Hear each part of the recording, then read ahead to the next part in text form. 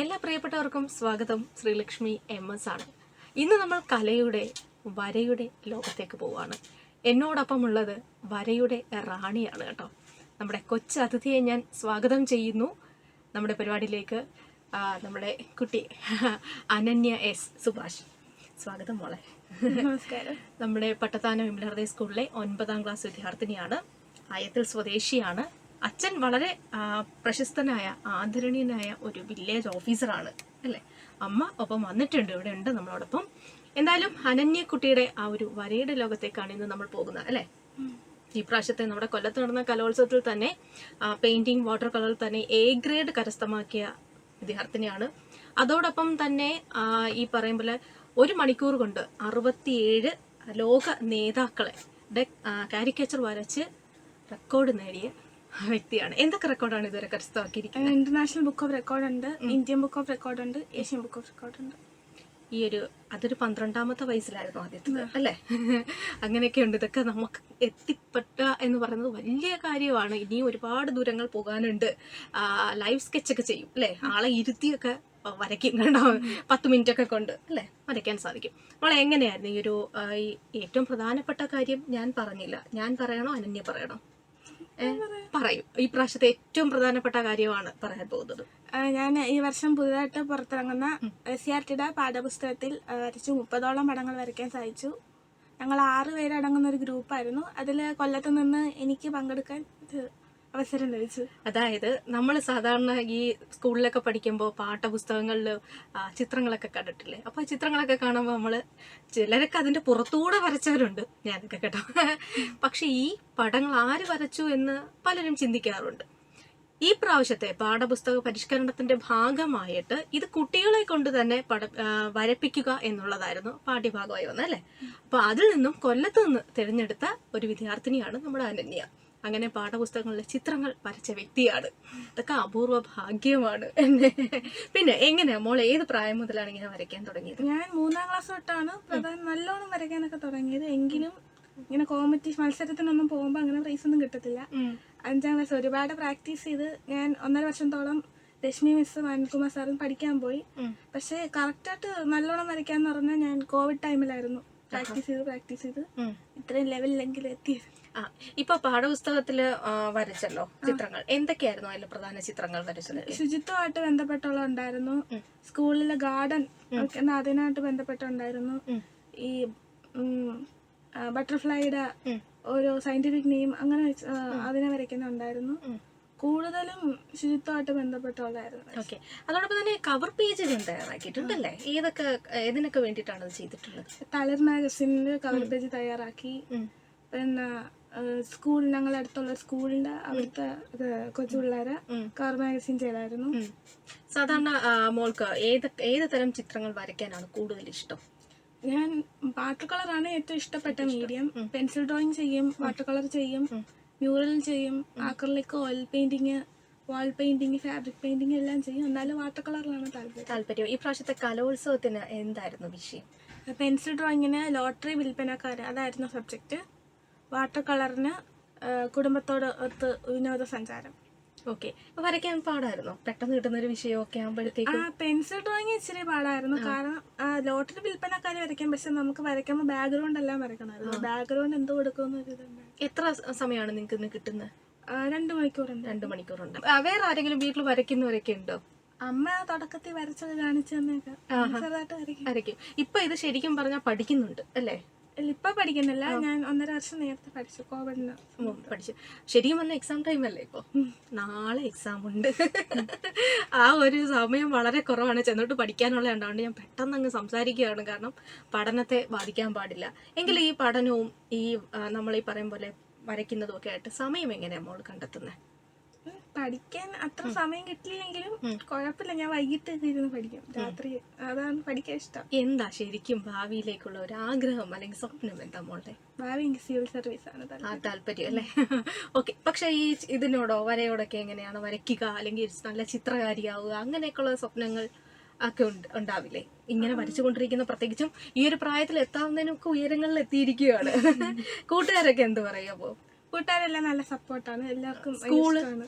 സ്കൂളിലെ teachers, HM എല്ലാവരും നല്ല സപ്പോർട്ട്. അപ്പൊ അവര് പറയില്ലേ ഇത് മുടക്കരുത്, ഇതിൽ തന്നെ മുന്നോട്ട് പോകണമെന്ന് പറയത്തില്ലേ? അവര് പറയും, പക്ഷെ എനിക്ക് കുറച്ചും കൂടെ എനിക്ക് പഠിത്തത്തോടാണ്. അമ്മയ്ക്കോ അച്ഛനും ഒക്കെ എങ്ങനെയാണോ? അച്ഛനും അമ്മയ്ക്കും എല്ലാം സിവിൽ സർവീസ് ആണല്ലേ? ഓക്കെ, എല്ലാത്തിനും ഒരു സമയം കണ്ടെത്തുന്നുണ്ട്. ഓക്കെ, ഇനി മോളുടെ ഈ പറയും പോലെ വരയ്ക്കുന്നതിലേക്ക് തന്നെ വരാം. ഒരാളിനെ മുൻപിൽ ഇരുത്തി വരയ്ക്കും അല്ലെ? ഇന്ന് എന്നെ വരച്ചു തരാം കേട്ടോ. ശരിക്കും ഏറ്റവും ബുദ്ധിമുട്ട് തോന്നിയത് അല്ലെങ്കിൽ ബുദ്ധിമുട്ട് തോന്നുന്നത് ഇപ്പൊ പെട്ടെന്ന് ഒരാളെ മുമ്പിൽ ഇരുത്തി വരയ്ക്കുമ്പോ അത് എങ്ങനെയായിരിക്കും ബുദ്ധിമുട്ട് അനുഭവപ്പെടുന്ന വരയ്ക്കുന്നതിൽ? ബുദ്ധിമുട്ട് അവരിങ്ങനെ ഒരു വ്യക്തികൾ വരയ്ക്കുന്നതിനും ബുദ്ധിമുട്ട് കാണുമല്ലോ. കണ്ട് അവരെ മുഖത്ത് ഇപ്പം ഒരുപാട് ഇങ്ങനെ പാടുകളും അങ്ങനെയൊക്കെ ഉണ്ടെങ്കിൽ അതെല്ലാം വരച്ച് ചേർക്കുമ്പോഴേക്ക് സമയം ഒരുപാട് എടുക്കും. പിന്നെ ചില ഫേസ് ഷേപ്പുകൾ എടുക്കാൻ കുറച്ച് പാട് വരും. ഓക്കെ, ഏറ്റവും കൂടുതൽ മനസ്സിൽ നിന്നും ആരുടെ ചിത്രം വരച്ചതാണ് തങ്ങി നിൽക്കുന്നത്? ഏറ്റവും കൂടുതൽ ഇഷ്ടം തോന്നിയത് ആരുടെ ചിത്രം വരച്ചപ്പോഴാണ്? ഞാൻ ആദ്യമായിട്ട് പോർട്രേറ്റ് ചെയ്തത് രാഹുൽ ഗാന്ധിയുടെ പോർട്രേറ്റ് ചെയ്തായിരുന്നു, കൊടുക്കുകയും ചെയ്തു. അവിടെ ഭാരത് ജോഡയുടെ ഇതിന് വന്നപ്പോൾ കൊടുത്തു. പിന്നെ ഞങ്ങളെ സ്കൂളിലെ 2 പ്രോഗ്രാം ശിവൻകുട്ടി സാറ് വന്നായിരുന്നു, ആദിത്യ സുരേഷ്, പിന്നെ അലക്സാണ്ടർ ജേക്കബ് സാറ്, സന്ധ്യ IPS ആ മാമ, അവരെയൊക്കെയാണ് ഓർമ്മിക്കുന്നത്. ഇതാരാണ് കണ്ടുപിടിച്ചത് വരയ്ക്കുന്നുണ്ടല്ലോ എന്ന്?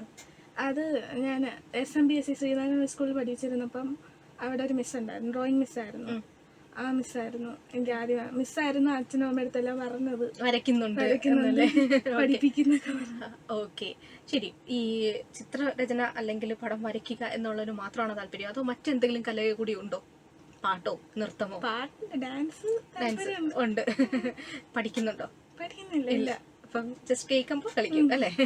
ഓക്കെ, എന്തായാലും ഞങ്ങൾക്ക് വളരെ സന്തോഷം. ഞാൻ ഒരുപാട് സമയം മോളുടെ എടുക്കുന്നില്ല, കാരണം എക്സാം ആണ്, നാളെ വിഷയം ഫിസിക്സ് ആണ്. നമ്മുടെ വിമലാർദ്ദയം സ്കൂളിലെ 9ാം ക്ലാസ് വിദ്യാർത്ഥിനിയാണ്. നമുക്ക് ഇന്ന് തന്നെ വളരെ അഭിമാനമുള്ള ഒരു കുട്ടിയാണ്. ഞാൻ ഈ പറഞ്ഞതുപോലെ പാഠപുസ്തകങ്ങളിൽ നിങ്ങൾ പഠിക്കുന്ന കുട്ടികൾ പഠിക്കുന്ന ഏത് ക്ലാസ്സിലെ കുട്ടികൾക്ക് തന്നെയാണ്? 3, 5, 7 3, 5, 7 എന്ന് ഓർത്ത് ആ ക്ലാസ്സിലെ കുട്ടികൾ നിങ്ങൾ കാണുന്ന ചിത്രങ്ങൾ വരച്ച കൂട്ടത്തിലെ ഒരു കുട്ടിയാണ് നമ്മളോടൊപ്പം ഇരിക്കുന്ന അനന്യ. അപ്പൊ ഇനിയും ഈ പറയും പോലെ ഇപ്പോൾ 14 വയസ്സായിട്ടേ ഉള്ളൂ, ഇനി ഒരുപാട് ദൂരം പോകാനുണ്ട്. അപ്പൊ ഒക്കെ ഒരുപാട് ഉയരങ്ങളിലേക്ക് എത്തട്ടെ എന്ന്. പ്രത്യേകിച്ച് അന്ന് നമുക്ക് അഭിമാനിക്കാം, നമ്മുടെ കൊല്ലംകാരി, കേരളക്കാരി, ഇന്ത്യക്കാരി എന്ന നിലയിൽ അഭിമാനമായി മാറട്ടെ എന്ന് ആശംസിക്കുകയാണ് മോളെ. എന്താ പറയാനുള്ള നമ്മളുടെ ഇത് കാണുന്ന നമ്മുടെ കൊല്ലംകാരോട്? പറയാനുള്ളതെന്ന് പറഞ്ഞാൽ നമ്മൾ പ്രാക്ടീസ് ചെയ്താൽ നമുക്ക് എല്ലാം ചെയ്യാൻ പറ്റും. അങ്ങനെ നമ്മൾ വരയ്ക്കാൻ പഠിക്കാൻ പോയെന്ന് വെച്ചാൽ നമുക്ക് വരയ്ക്കണമെന്നില്ല, എത്രത്തോളം പ്രാക്ടീസ് ചെയ്യുന്നോ അത്രത്തോളം ഉയരത്ത് നമുക്ക് എത്താൻ പറ്റും. കുട്ടികളോട്, കൂട്ടുകാരോട്, ഈ പ്രായത്തിലുള്ളവരോടും ഈ പ്രായത്തിൽ താഴെയുള്ളവരോടൊക്കെ എന്താ ഇപ്പോൾ ഈ പഠനവും ഇത്തരത്തിലുള്ള കലയും ഒക്കെ മുന്നോട്ട് കൊണ്ടുപോകാൻ എന്താണ് ചെയ്യുക മോളുടെ ഒരു രീതി അനുസരിച്ച്?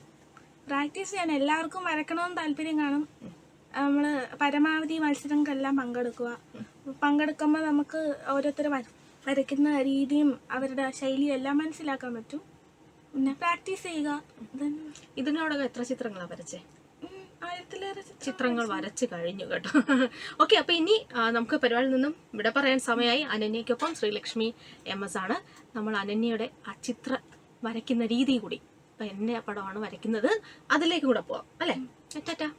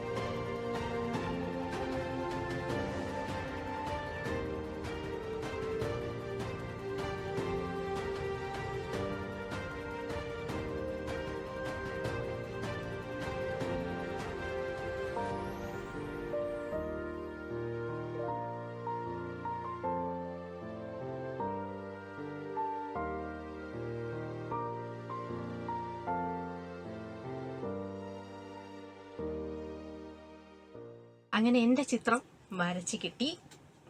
നന്നായിട്ടുണ്ട്. ആദ്യമായിട്ടാണ് എൻ്റെ ഒരു ചിത്രം ഒരാൾ വരയ്ക്കുന്നത് കേട്ടോ. ഞാൻ ശരിക്കും എൻ്റെ ഒരു സന്തോഷത്തെ താങ്ക് യു അനന്യക്കുട്ടി.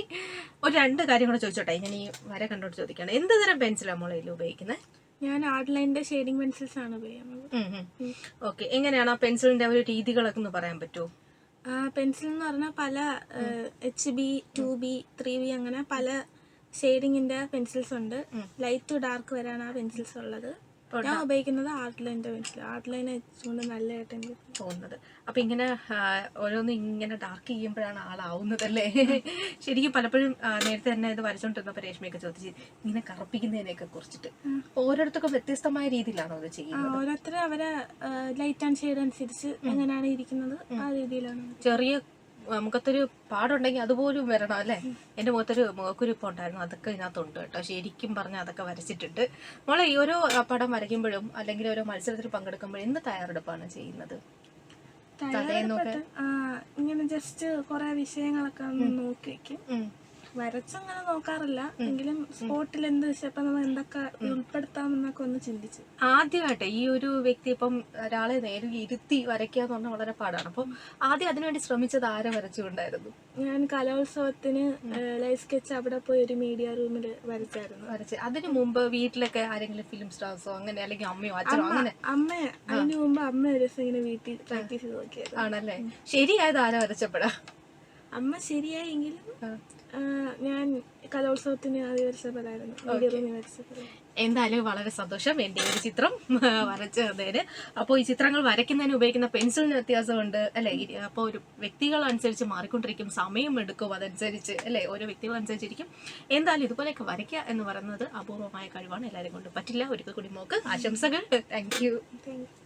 പരിപാടിയിൽ നിന്നും അനന്യക്കുട്ടിക്കൊപ്പം ഇവിടെ പറയുന്നു ശ്രീലക്ഷ്മി MS.